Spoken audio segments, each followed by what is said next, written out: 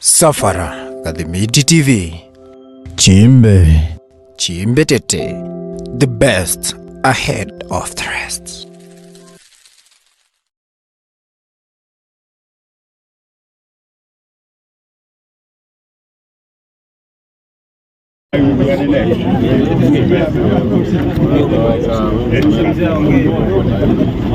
Yes, buge we. Okay, yangu si mengi. Pia tuna Kiswahili. Si mengi vile. Yes. But I spend maybe 2 or 3 minutes, na nitaongea na Kiswahili. Kwa kusema ukweli, hii si muda ama si wakati ya kucelebrate ama ukastigate. Because the reality is, kusema ukweli, hata kama ni Kidiki yuko na Gachagua mengatuliwa, kwa kweli, unless tomorrow you wake up, you go work. No difference in your life. Hakuna wakati yeyote atakuletea chakula kwako nyumbani, akuyo kulishia bibi watoto yako, unless you wake up and you go work. Naelewana hivyo? The reality is, there's those who possibly they celebrate because so and so is gone. We've been in this country for quite some times. I was there before Multi-Party came. Now when Multi-Party came, actually we really celebrated so much. It's not that I'm against Multi-Party, because if there is, kama kuna wale watu na appreciate, ni wale watu walipigania what you call Multi-Party. In fact, those the heroes na wale, those people we need actually to celebrate. Lakini kuna kitu moja alituambia, siasa mbaya, maisha mbaya. Personally, I may talk of politics, but I prefer kuongea what you call social and economic politics. Maybe within this platform, chochote naweza ongea, inaweza fika pahali, maybe to the policy makers. Kama Kenya, everybody can have enough pesa ya jisustain kwa maisha. In simple terms nasema hivi, kama tuna ile maskini, ile low levels of poverty, hata ingekuwa na haja ya siasa mingi, because kusema ukweli, we have enough resources in this country. Sisi si wengi, tuko about 52 million. Ukienda pali kama China, they almost 2 billion. Na China haina shida like what is ailing also in Africa and Kenya in particular. Lakini we got enough resources. Now which kind of resources? Naongea juu yake. We have rat. We have human resource. Why should you be importing food? Vitu kama wheat, rice and the rest. If you open up those labs, it's a good policies for the government, because you have even ministry for rat, can even do what you call, they open up what you call schemes. You give people incentives for rat. People are willing to work. Now the policies are only driven by the government. We use the human resource. Why don't you train our people and then we market that one as a labor? Manake kuna nchi mingi sana zingetaka our expertise. You have very, very bright people in Kenya. Anyway, we reform our education system. Actually, kitu moja nafurahia ni CBC. I've been an 844 and I even found the old system. But the reality is, ile kitu ilivyofanya ilifanya, it's really crippled our education system. So you can manage, develop the human resource, if possible even export that labor, more so the technical field. I'm not against the labor export and all this. It's one of the human resource that we can benefit all, and we can really benefit more out of that. Sina mengi, manake kuna wengine nataka kuongea. Asante sana. Thank you very much.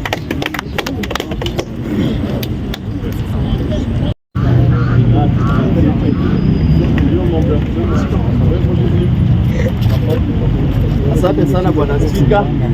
Bunge power. Bunge power. Meli imeng'oa nanga. Kama uko nje tafadhali karibu tuanze safari pamoja. Hii ni ujumbe kwa Kindiki, naibu rais mteuliwa, ama the so called the new deputy president. Professor, this is an information and I want it to shoot direct to the annex house, the one in charge, His Excellency the Deputy President of the Republic of Kenya, ya kwamba Mr. Kindiki, we have celebrated enough. We have sung so many songs. We have jumped, we have done all that we could to express our joy. But it is not easy as you think. It is not easy as you think that everybody is happy for you. The heart office, actually according to other tribal culture, it has been cast. Mr. Kindiki, it is not easy. Don't accept it with the two hands. The Almighty God that you believe in, I don't think if it will continue. Politics and professionalism will not work. Either you choose to be a professor or a politician. If you follow the history of those who have been in that office, some of them were teachers, but they ended up being farmers. Some of them were thieves, but they ended up being other things. Mr. Speaker, Mr. Kindiki, you should also be ready for the person you are going to work with. William Ruto, the President of the Republic of Kenya, is not that good as you think. William Ruto, we will not forget all what happened 2007. Mr. Kindiki, I will still repeat, it is not easy as you think. William Ruto is not your friend today. He is your boss. William Ruto, you are not a lawyer for William Ruto. He is still your boss. Mr. Kindiki, you should be ready for the devil activities. Mr. Kindiki, you should be ready to accept any signature. Be it corruption, be it any forceful abduction, any order by Sudi.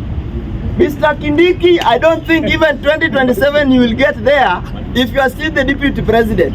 It is not easy as you think. This is a message to Mr. Kindiki that everybody from Mount Kenya, only half are happy, but be ready. But what I would urge you, leave alone. Can you put your educational experience aside? Either you be a politician or you be a puppet. What you should do, the only advice as I conclude, Mr. Speaker, Mr. Kindiki, I personally, as a Kenyan kutoka bunge la wananchi, anza kujipanga polepole vile Ruto alijipanga 2032. Kuwa kwa debe, usiachilie hivyo, usimame rais 2032, tuone kama utapenya. Usiachilie hivyo, kuwa strong, ukikuwa deputy president tunatarajia you form a political party, usimame rais, tukunge mkono 2032. Asante sana.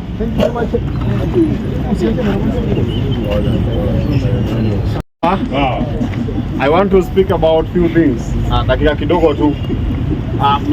My dad here, because ni mzae kidogo, amesema wanasiasa hawezi tusaidia ama siasa haiwezi tusaidia, but I want to correct that because these are the policy makers. Today we are changing the funding model of the university because of the politicians.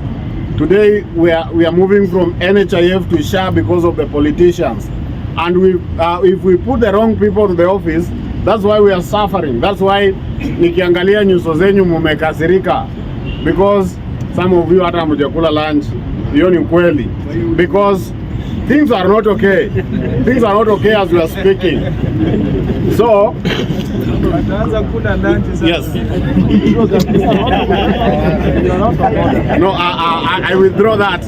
But my point is, there's a lot of trouble in the country because of political instability, and the economy is not doing well. So we are saying politicians are the ones that are determining what you will eat and what you will wear. So if you put the right people in power, you will do the right thing. If their policies will support what you are doing, they will do. You will prosper as people. So wanasiasa ni watu ambao wakikuwa na maono mazuri tutaenda mbali.